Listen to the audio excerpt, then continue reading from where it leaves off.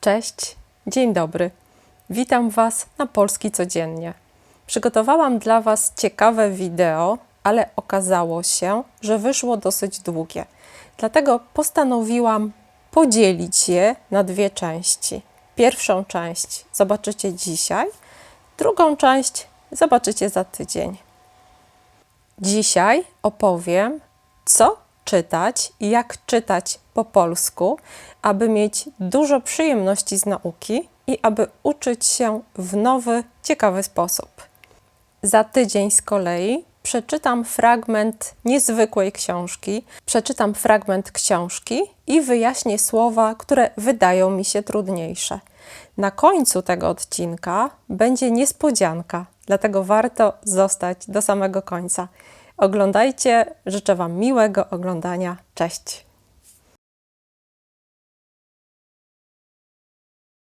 Cześć, dzień dobry. Dzisiaj czytamy po polsku. Zapraszam.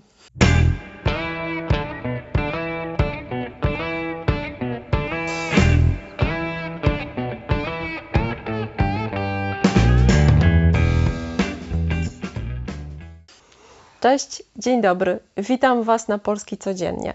Zanim przejdę dalej, chciałam zaprosić Was, abyście obejrzeli do końca dzisiejsze wideo, dlatego że na końcu mam dla Was niespodziankę. Jeśli to Wasza pierwsza wizyta na moim kanale, zapraszam do jego subskrybowania, aby nie umknęło Wam żadne nowe wideo. W każdy piątek publikuję nowe wideo. Do każdego wideo przygotowane jest tłumaczenie w wielu językach. Jeśli macie problem ze zrozumieniem wideo, ze zrozumieniem materiału w języku polskim, skorzystajcie z tłumaczenia na własny język. Potem jednak korzystajcie z transkrypcji w języku polskim. Ta transkrypcja dostępna jest po zalogowaniu się na naszej stronie. Wszystkie informacje dotyczące korzystania z transkrypcji, korzystania z dodatkowych materiałów znajdują się w wideo, które opublikowałam. Tu będzie chyba wideo, które opublikowałam wcześniej. Zapraszam.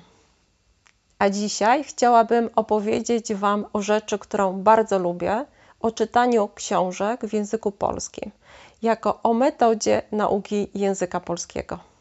Kto może czytać książki w języku polskim albo generalnie w języku obcym, którego się uczy?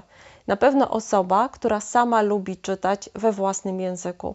I jeśli ktoś lubi czytać i lubi czytać w języku obcym, połączy dwie rzeczy. Połączy przyjemność czytania i połączy naukę. Po polsku mówimy, że upiecze dwie pieczenie na jednym ogniu. Będzie miał przyjemność czytania i będzie się uczył. Dzięki czytaniu poznasz nowe słownictwo i co najważniejsze, poznasz słownictwo w kontekście. Nauczysz się, w jaki sposób używać słowa w konkretnym zdaniu, w konkretnej frazie. Kiedy zacząć czytać? Jak najszybciej. Oczywiście należy dopasować poziom książki do własnego słownictwa, do własnego poziomu, a najlepiej, żeby ten poziom był nieco wyższy od Waszego poziomu znajomości języka obcego. To sprawdza się w moim przypadku. Jeśli książka jest trudniejsza, stanowi dla mnie motywację. Wiem, że mogę więcej się z niej nauczyć, nie może być jednak za trudna. Co czytać? Warto czytać rzeczy przyjemne, takie, które chcielibyśmy przeczytać we własnym języku. Nie warto zaczynać od czytania książek grubych, które mają wiele stron, dlatego że mogą Was zniechęcić. Trudno jest przeczytać książkę, która ma kilkaset stron. Uważam, że warto jest zacząć czytanie w języku obcym, w języku polskim, od książek dla dzieci i młodzieży. W takich książkach jest mnóstwo prostego, codziennego słownictwa, które wytłumaczone zostało w prosty sposób. Jest też mowa o realnych sytuacjach, z którymi możemy spotkać się codziennie. Dobrze jest, jeżeli pierwsza książka, którą przeczytasz po polsku, to nie będzie polska książka. Nie będzie to książka polskiego autora. Będzie ona tłumaczeniem na polski z języka obcego. I najlepiej, żeby to była książka, którą już znasz, którą przeczytałeś we własnym języku. Dlaczego? Dlatego, że znasz historię, znasz bohaterów, wiesz, o co w niej chodzi I czytając po polsku, tak naprawdę możesz skupić się na nowym słownictwie, na tworzeniu fraz, możesz skupić się na kwestii lingwistycznej. I ostatnia rada, która sprawdza się w moim przypadku, nie warto tłumaczyć każdego słowa. Książka to nie piosenka, gdzie są krótkie frazy, kilka słów i rzeczywiście trzeba zrozumieć każde słowo. Książkę czytamy tak, aby zrozumieć ogólny sens. Jeżeli przeczytasz akapit, jeżeli przeczytasz paragraf i jeżeli okaże się, że nie znasz jakiegoś słowa, ale rozumiesz sens globalny tej części, tego fragmentu, nie musisz znać każdego słowa. Kiedy szukać słówek? Powiem Wam, co ja robię i to się sprawdza.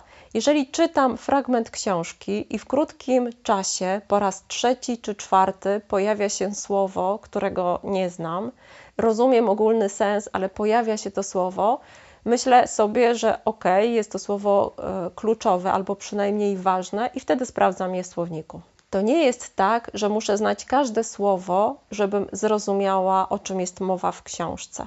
To nie jest tak, że muszę znać każde słowo, żeby sprawiało mi przyjemność czytanie. Bo ta przyjemność to jest rzecz najważniejsza, której nie wolno Wam zgubić po drodze.